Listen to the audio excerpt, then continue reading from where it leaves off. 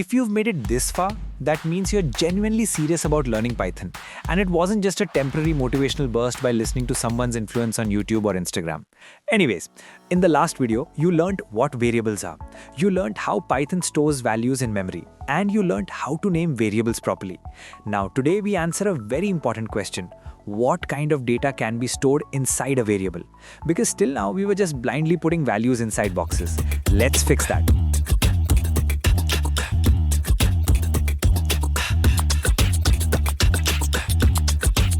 So what are data types? It simply means what are you going to store inside the variable. Is it a number? If number, then is it a whole number or decimal number? Is it text? These different categories of values which can be stored inside a variable are known as data types. And the best part, you don't have to tell Python the data type in advance. Python automatically identifies the type of data stored in a variable at runtime. Let's see this live in Google Colab. Go to a new cell, type this. Age is equal to 25. Run, no error, perfect. Now let's ask Python what is the data type for this. Type age, run it, you'll see int. Int stands for integer. That means 25 is an integer. Integers include positive numbers, 0 and negative numbers. Replace 25 with any other integer value like 10, 0, -5 and check their type. All are integers. So the first data type we learnt is integer in Python. Let's see others too. Now let's store a decimal value. Price is equal to 99.99. Type price. Run. Output is float. So decimal numbers are called float in Python. Now let's store some text. Name is equal to Rahum. Type name. Run. Output is str. That means string. Text data is called string. Important thing to remember is that when you're storing strings, it must be enclosed inside quotes. You can do double quotes or you can use single quotes as well. Double quotes Rahul or single quotes Rahul both are valid. Now there are a couple of instances where you must use single quotes or must use double quotes, but those are few. And we'll see when that situation comes. I really don't want to break the flow and focus on more important things now. Please note that without quotes, Python will think it's a variable name. So all you need to remember right now is that when you're putting text values, you need to wrap it around in quotes. Single quotes or double quotes, that's completely your faith. Now let's store something different. In school, we did learn about Boolean values, and the only thing I'm able to recollect is it has either true or false value. In Python, a Boolean data type answers only one simple question. Is something true or false? That's it. No numbers, no text, only two possible values. Notice the spelling. Capital T in true and capital F in false. Remember, in last chapter, we learned that Python is case sensitive. Lowercase true or false will give an error. So the question arises, when are you going to use a Boolean data type? And the one-line takeaway for you is, Boolean data type is used when you need a true or false answer in Python. Let's take a simple example. Imagine you open an app like Instagram or Gmail. If you're logged in, the app shows your profile. If you're not logged in, it asks you to sign in. So the app is internally asking one simple question. Is the user logged in? The answer can be only one. Yes means true, no means false. Let's keep it true in our case and create a variable. Is user logged in is equal to true. Now check its type. Type is user logged in. That's a Boolean. I hope I didn't confuse you much and we talked about all the major data types. Let's do a quick summary. So we've learned 4 main data types till now. Int is for integers, float is for decimal numbers, str is for text, and bool is for true or false. And all of these can be stored inside variables.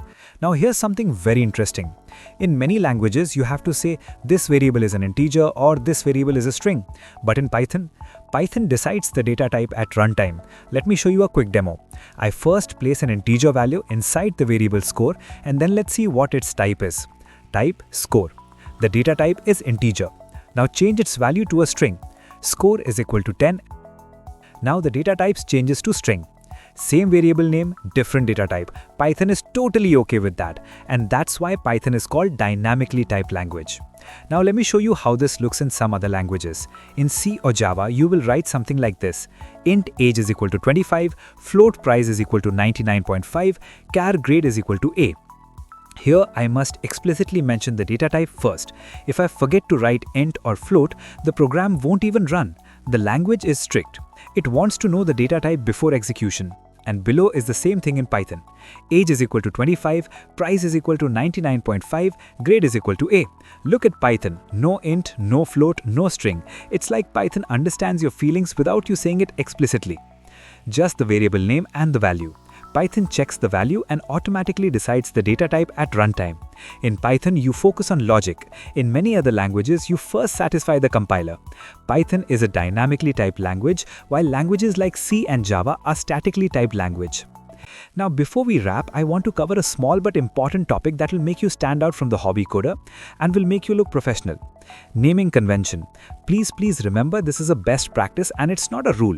Without this also, your code will execute fine, but it's just a matter of how your code looks and what impressions it puts on others when they look into your code. These are not errors, but they make your code look professional.